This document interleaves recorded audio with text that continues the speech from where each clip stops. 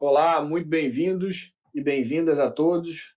Estamos aqui começando mais um Panorama Econômico promovido pelo Instituto Propag.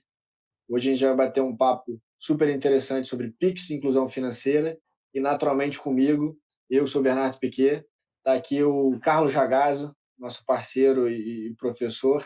Carlos, muito bem-vindo mais uma vez. Salve, salve, Bernardo. Prazer enorme estar aqui com você de novo. E como comentei, a gente vai bater um papo hoje sobre PIX e inclusão financeira. O Pix é um assunto que se torna, além de importante, vem se tornando extremamente urgente, porque está em vias de começar o processo de implementação previsto aí para o final do ano, para o mês de novembro, pelo Banco Central.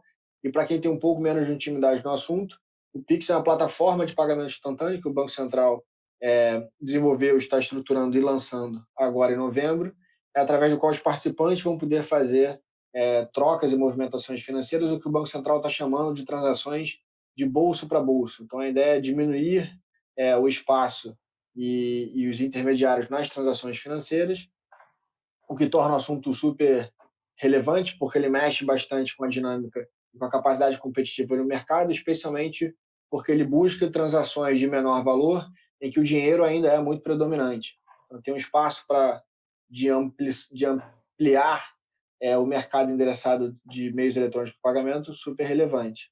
Mas outra faceta da discussão sobre Pix, que é tão relevante quanto, é qual que é o papel dele no processo de inclusão financeira. Então, vou pegar esse gancho para te fazer, Ragaz, a primeira pergunta, de por que você entende que o Pix é visto como uma forma de promover inclusão financeira no Brasil? Compartilha com a gente, por favor, tua percepção sobre isso.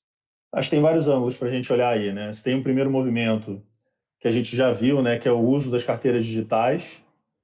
Então você vê esse uso em movimento de expansão por conta do Pix, que por sua vez também viabiliza um modelo de facilidade e velocidade para que os informais possam receber dinheiro.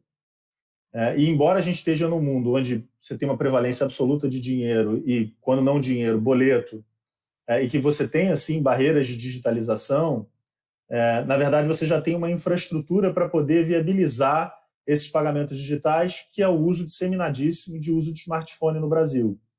Então a gente consegue sim, né? Existe essa barreira e você tem um problema de educação digital para você conseguir fazer com que as pessoas migrem para os pagamentos online, mas a infraestrutura está lá, né? E o Banco Central foi relevante para poder construir essa infraestrutura junto com essa estrutura de pagamento, junto com essa estrutura de smartphone.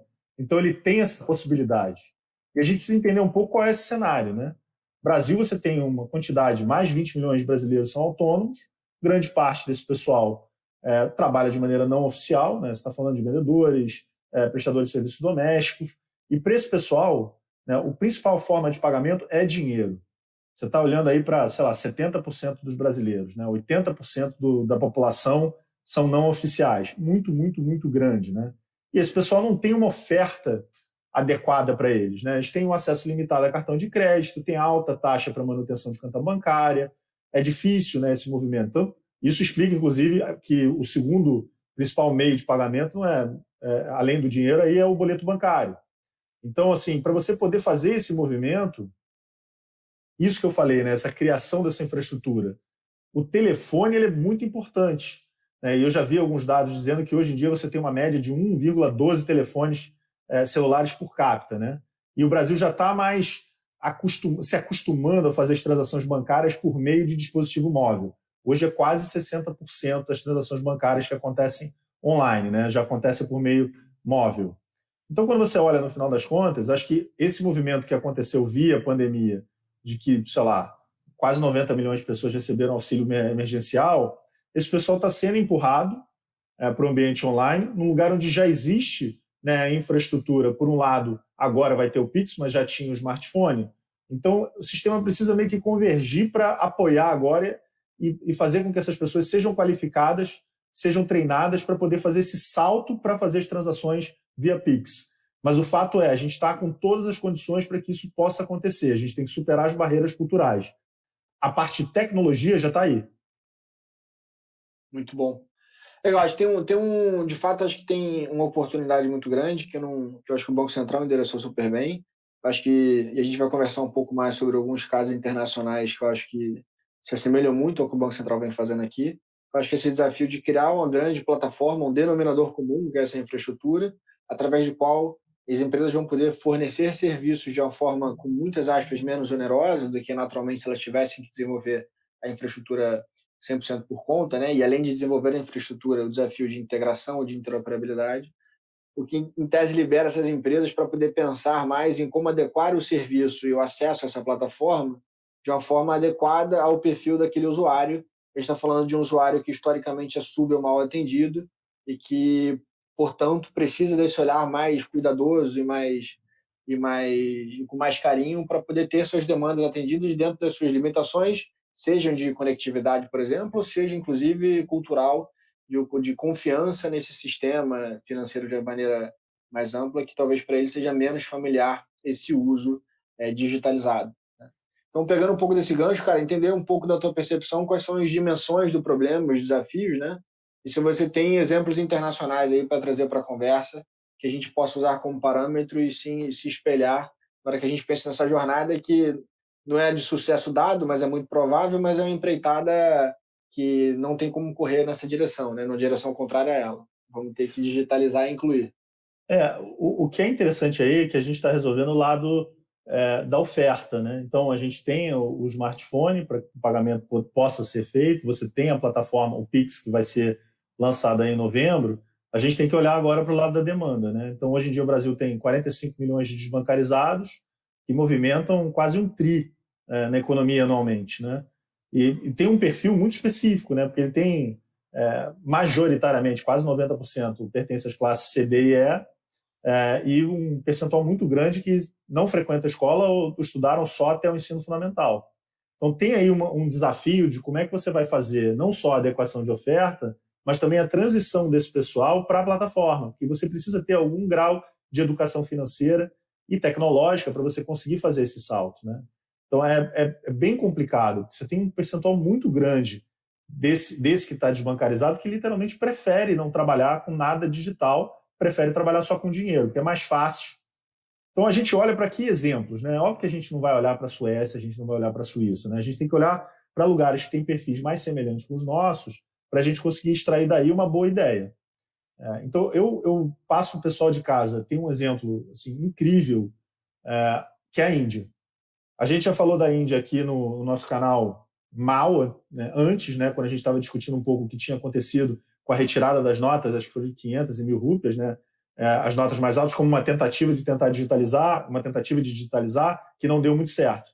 Mas logo na sequência, e a Índia ela tem uma quantidade de pessoas desbancarizadas, ou melhor, tinha uma quantidade de pessoas desbancarizadas muito grande, né? Então, tinham previsões dizendo que só levaria mais de 50 anos para que 80% dos indianos, né, conseguissem algum tipo de conta bancária, né? Se você fosse levar em consideração a velocidade pré-2011, onde menos de 20% da população da Índia tinha uma conta bancária. Isso mudou completamente, né? Quando eles criaram a plataforma deles de pagamentos digitais, a UPI, né, que criou a interoperabilidade de todas as fontes, destinatários, envolvendo o movimento de inclusão de consumidores, empresas, fintechs, bancos, que você faz a liquidação instantânea dentro do Banco Central, né, no modelo de moeda fiduciária, e quebrando, né, o monopólio de dados. Nossa, o resultado foi incrível, incrível. É um dos principais exemplos. Tem uma quantidade de volume muito grande sendo feito hoje em dia. E tem um marco de 2018 muito forte, né? Um volume de transações enorme, né? Você pegar as notícias mais recentes, eles estão falando em algo em torno de chegar a ter uma previsão de 1 bilhão de transações dia, né? Enquanto você tem isso mais ou menos hoje por mês. Mas tem outros lugares que também estão indo nessa direção. A Tailândia também tem o movimento do Prompt Pay, que também utiliza a ideia do telefone, né? Tem um cliente registrado só com o número de celular, o número de identificação do destinatário, e ele funciona como forma de você receber pagamentos de agências governamentais, né? Benefícios de seguridade social, pagamento de aposentadoria, restituição de impostos, nesse aspecto bastante semelhante com o que aconteceu agora com o auxílio. Então, assim, esses movimentos foram muito importantes para fazer com que, de fato, mostrar para as pessoas que sim, é possível você trazer esse pessoal que está desbancarizado, acertando a oferta e também fazendo os incentivos adequados para que as pessoas entrem nas plataformas. Na Tailândia, especialmente, né, isso foi muito importante, óbvio, né, aí um pouco mais acima, né, mas essa decisão do governo de fornecer reembolso de imposto por meio da plataforma foi muito relevante para poder massificar o uso dessa plataforma. Quando a gente fala de desbancarizado no Brasil, a gente está falando talvez de camadas até mais abaixo dessas, mas o que é importante trazer disso é a ideia de você ter um produto que tem uma oferta adequada para esse grupo específico e que você tome os cuidados para poder fazer a educação para a transição digital. Esses dois movimentos são os mais relevantes. O problema é grande, mas tem exemplos internacionais bem relevantes de que isso é possível. Muito, cara, o caso da Índia eu acho muito emblemático, até ajudando a contextualizar para a turma que está escutando a gente, a previsão que se tinha em 2011 é que sair da barra de 17% de bancarizado até 80% de bancarizado, no ritmo que estava estabelecido até aquele período de 2011, demoraria 50 anos, segundo o Banco Mundial, e os 80% foram atingidos em 2018, ou seja, 7 anos depois, com base numa estratégia que eles, de alguma forma, têm uma similaridade com o que a gente está começando a viver no Brasil, que é a criação dessa plataforma única, que equipara a capacidade de fornecimento de serviços das empresas privadas para poderem ter um olhar mais dedicado às particularidades de cada grupo que se deseja atender, especialmente aqueles que estão marginalizados do sistema, e eles justificam o sucesso em cima de um tripé que eles julgam foram identidades, né? Então, que a construção de você permitir com que você consiga identificar quem é esse usuário final na ponta, então ter dado que te permita cadastrá-lo e acessá-lo com algum nível de precisão. Um segundo pilar que era de próprios pagamentos, do que a ferramenta, a infraestrutura fornecida pelo Banco Central viabiliza. E o terceiro, naturalmente, de informação, que entra no ciclo virtuoso, né? Na hora que você coloca uma pessoa para dentro desse ecossistema, naturalmente você vai tendo mais informação sobre, e por consequência você consegue fazer, seja políticas públicas ou seja oferta de serviços mais adequada àquele perfil, porque invariavelmente você está começando a entender um pouco mais o padrão de comportamento e que tipo de funcionamento, que tipo de incentivo melhor responde, além de todas essas outras camadas que o Ragazzo comentou, de auxílios emergenciais e de outras distribuições de recursos vindo do governo, utilizarem essa plataforma como um caminho oficial que naturalmente traz a adesão voluntária, ou pelo menos a desejada, para usar esse sistema.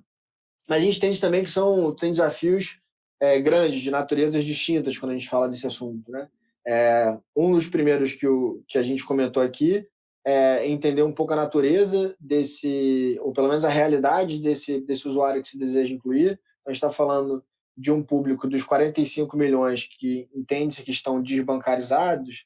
A gente está falando de um universo de mais ou menos 13 milhões, por exemplo, que durante o período do auxílio emergencial foram identificados sem CPF ou com CPF inválido. Então, naturalmente, você tem que fazer correções dessa natureza mais básicas para você poder fazer a inclusão dessa turma. E tem um outro olhar que o Ragazzo antecipou aqui, mas trazendo um pouco em número, que a gente tem mais ou menos 11,3 milhões de brasileiros que são classificados como analfabetos, ou sem acesso à internet, ou sem conta do banco. Então, acho que tem outra forma de se criar, outro desafio, que é como é que você cria uma experiência do usuário intuitivo o suficiente para quem tem algumas restrições de acessar esses serviços, de interagir com esses serviços de uma forma um pouco mais complexa. Então, acho que uma vez que você cria essa plataforma, que é o que o Banco Central está fazendo de infraestrutura, você tem um mercado privado que vai poder endereçar isso, porque o custo de acesso, em tese, deveria ser bem mais reduzido, e aí você consegue focar especialmente no serviço. Mas entre esses tem vários outros riscos e outros problemas, que a gente sabe que não é um jogo de carta marcada, né? Não é a linha reta que a gente vai andar, tem sérios desafios a serem superados ao longo dessa jornada empreendedora que vamos viver enquanto comunidade, né? E aí, queria saber de você, Ragazzo, quais são as estratégias que o Banco Central desenhou para facilitar a adesão do público e potencializar esse processo de inclusão? Na tua percepção, quais foram elas? O que eu tenho visto o Banco Central tentando viabilizar logo de início uma série de possibilidades para o consumidor começar a entender que o Pix pode ser sim utilizado. Então teve um primeiro movimento que acabou de acontecer, na verdade, um acordo com a ANEEL, né, para que os consumidores possam pagar contas de luz, né, por meio do pagamento instantâneo.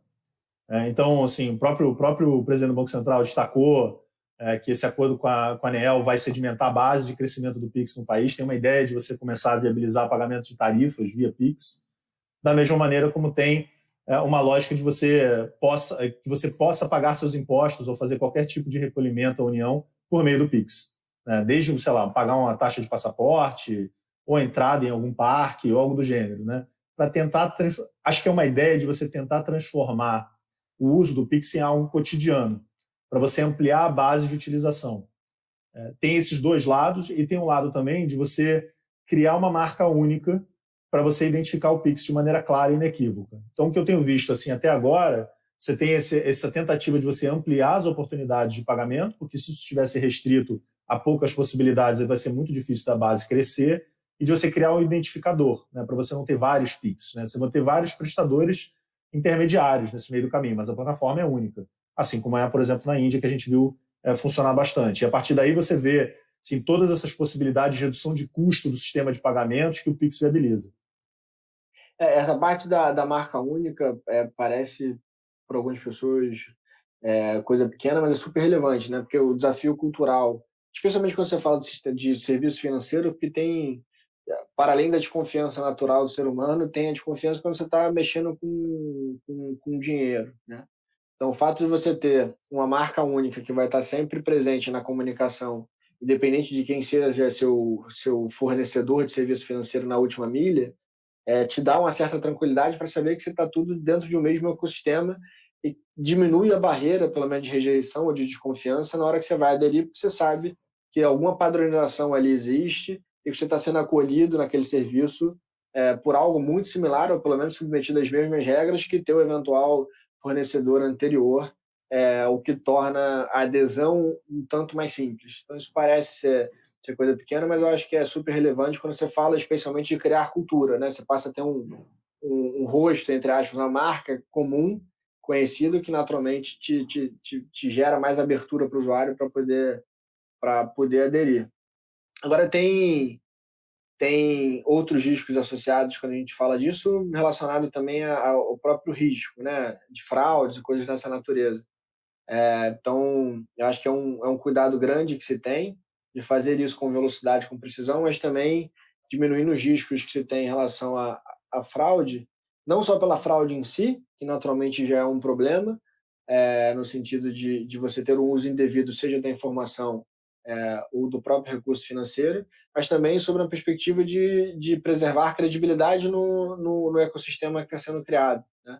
Eu acho que é um pouco do desafio da cultura que ele se impõe na construção desse novo comportamento. Você concorda com essa percepção ou você tem uma visão um pouco diferente? Para mim, quando eu comecei a estudar o Pix, e eu tenho conversado lá com o pessoal do Lyft também sobre isso, a gente precisa ter uma visão mais clara sobre quais são os riscos, né? Porque a primeira visão que todo mundo tem é que, de fato, é algo mais seguro, porque você consegue fazer o tracking da operação inteira. Mas ele tem um problema de logística reversa, né? Uma vez feito o pagamento, como é que faz para voltar? E você tem, sim, possibilidade de fraudes, e o Brasil é particularmente bastante eficiente em fraudes envolvendo cartões e por aí vai. Então, a gente tem, sim, muita proteção sobre isso, porque o mercado se desenvolveu para poder evitar, mas agora é uma nova tecnologia, uma nova realidade. Isso vai ter que acontecer. Esse é um ranking que a gente não tem Nenhum orgulho. nenhum orgulho de estar lá em cima, né, na cabeça desse ranking, mas a gente, de fato, os fraudadores brasileiros são bastante criativos, o que demanda um cuidado dobrado de quem fornece serviço para poder eliminar um pouco esses riscos. E aí, Ragazzo, avançando um pouco mais na nossa discussão aqui, entender um pouco como é que está a tua percepção sobre como é que a iniciativa privada, as instituições financeiras, fintechs, estão vendo esse movimento do Pix como uma oportunidade, se a turma já está se mexendo para oferecer esses serviços e fazer propriamente essa inclusão, ou ainda estão andando com alguma resistência? Não.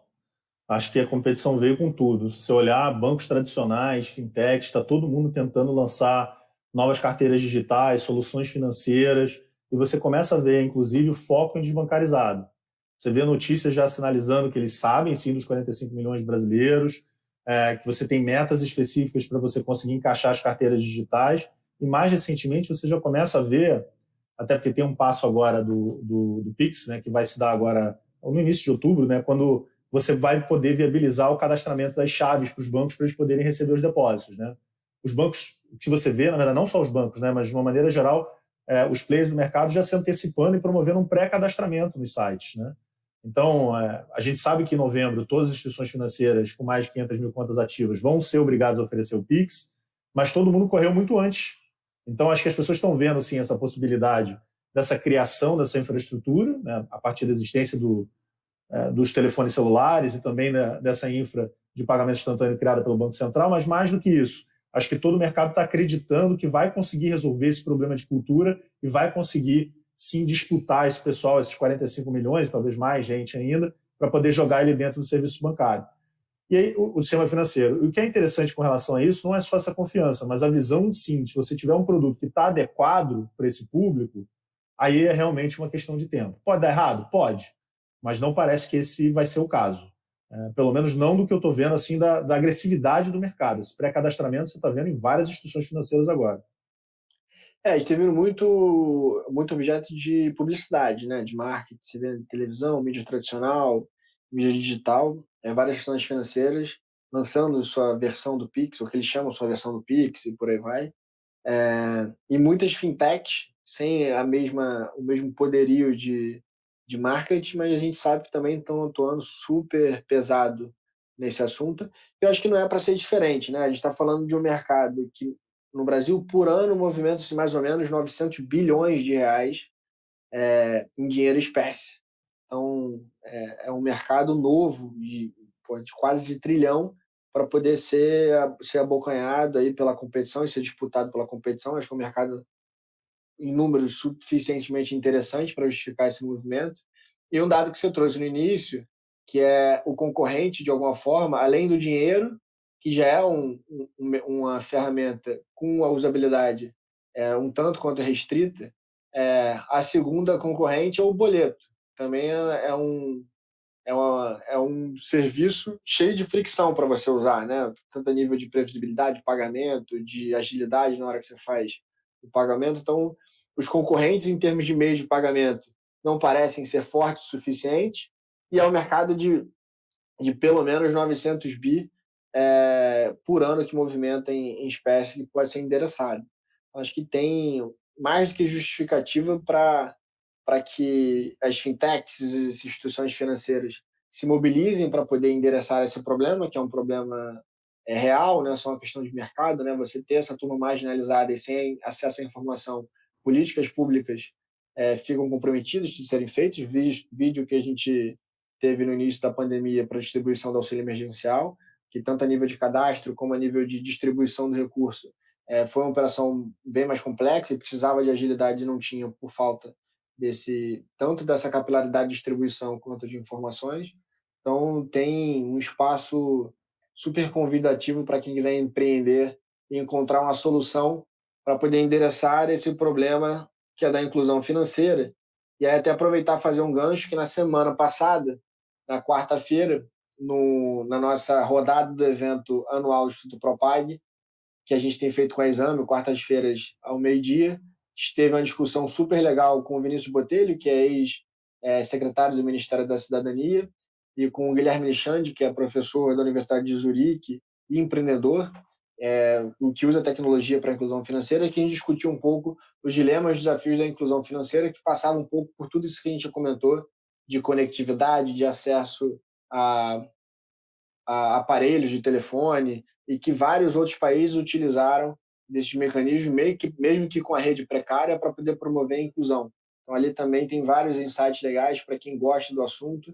Acesse a nossa rede no nosso canal no YouTube, tem lá o vídeo em destaque. Se você quiser também direto no da Exame, procura lá pelo evento anual do Propag. O painel da semana passada, a gente falou bastante sobre isso. O Alexandre trouxe casos bem legais de vários outros países que utilizaram, mesmo que numa rede precária de conectividade, uma forma de poder fazer a inclusão. Certo? Certo. Ragazzo, mais algum comentário adicional? Alguma sugestão? Alguma orientação para quem nos escuta? Não, acho que só uma última mensagem para o pessoal que está vendo aí a discussão do Pix.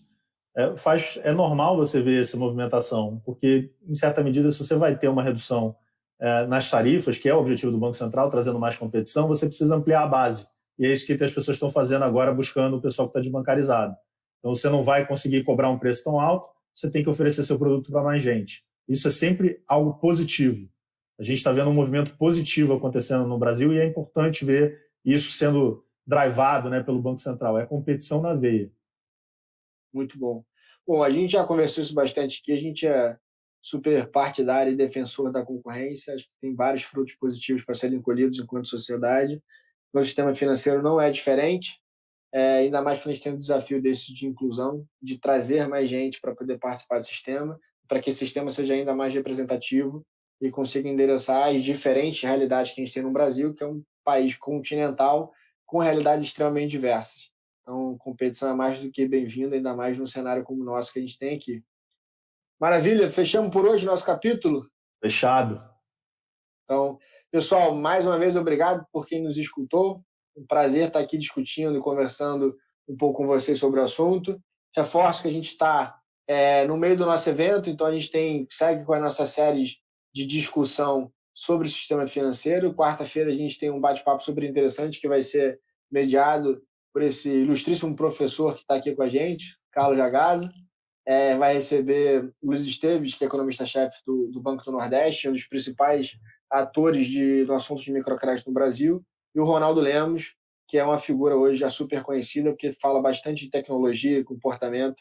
A gente vai discutir um pouco esse cenário, também em alguma dimensão de inclusão, mas como é que se faz a oferta de crédito aqui no Brasil.